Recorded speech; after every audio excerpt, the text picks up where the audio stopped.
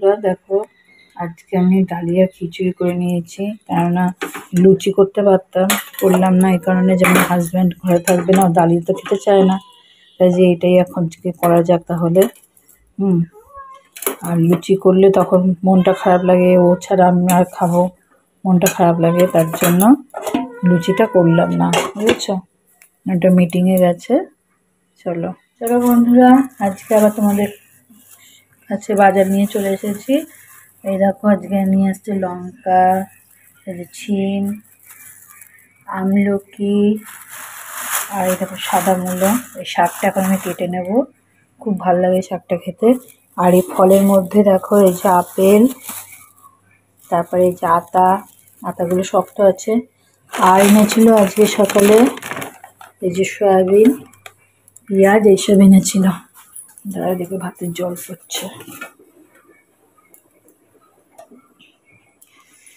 চলো, তখন বোনের সাথে ফোনে কথা বলছিলাম, রান্নাটা শেষ করি, রান্নাটা শেষ হয়নি, চলো রান্নাটা শেষ করে নিই।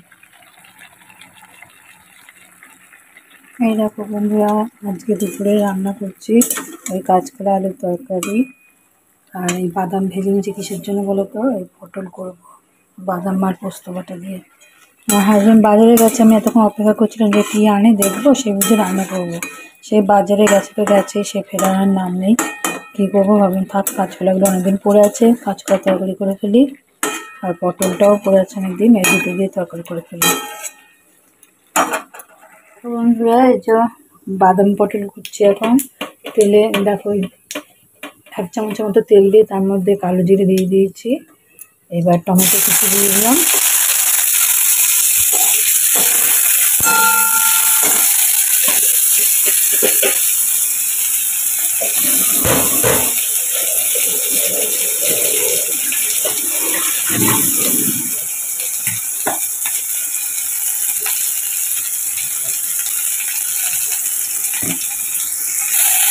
নুন দিয়ে দিয়েছি, গলে যাক টমেটোটা, তারপরে মশলাটা দিয়ে দেবো।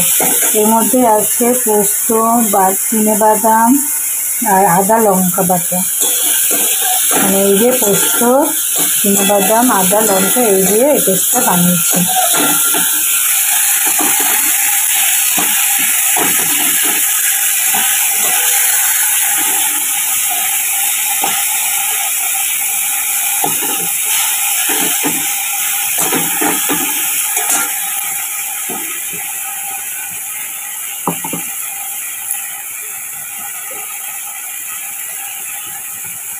চলো এবার মশলাটাকে দিয়ে দিই।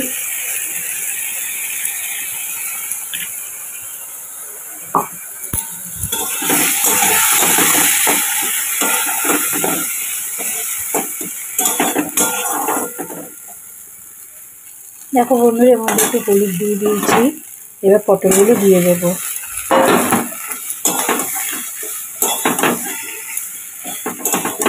এটা গা মাখানো হবে রান্নাটা।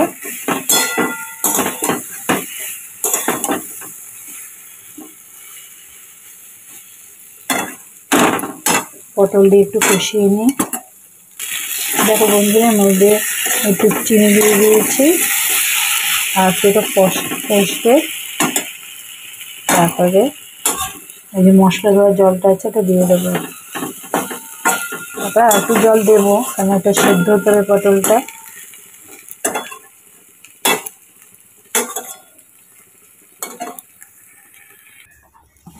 দেখো বন্ধুরা, এর মধ্যে একটু জল দিয়ে দিচ্ছি, পরিমাণ মতো জল দিয়ে এটা চাপা দিয়ে দিচ্ছি যতক্ষণ না পটলটা সেদ্ধ হয় আর একটু ঝোলটা ঘন হয়ে যাবে, ঠিক আছে। তারপরে কাঁচা সর্ষের তেল দিয়ে নামিয়ে নেব। পটলটা হয়ে গেছে, এবার মধ্যে কাঁচা সর্ষের তেল দিয়ে দিলাম, দিয়ে চাপা দিয়ে রাখতে হবে একটু।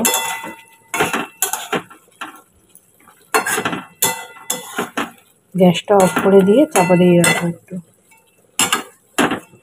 হয়ে গেল আমাদের বাদাম পোস্ত পটল। মূলো শাকটা কেটে নিয়েছি, মূলো শাকটা ভাজা করব, তার জন্য রসুন আর পেঁয়াজ একটু কেটে নিই। এই দেখো, আজকে রান্নাগুলো দেখো সব গুছিয়ে নিয়ে এসেছি। এই হচ্ছে মূলো শাক ভাজা, এটা হচ্ছে বাদাম পটল,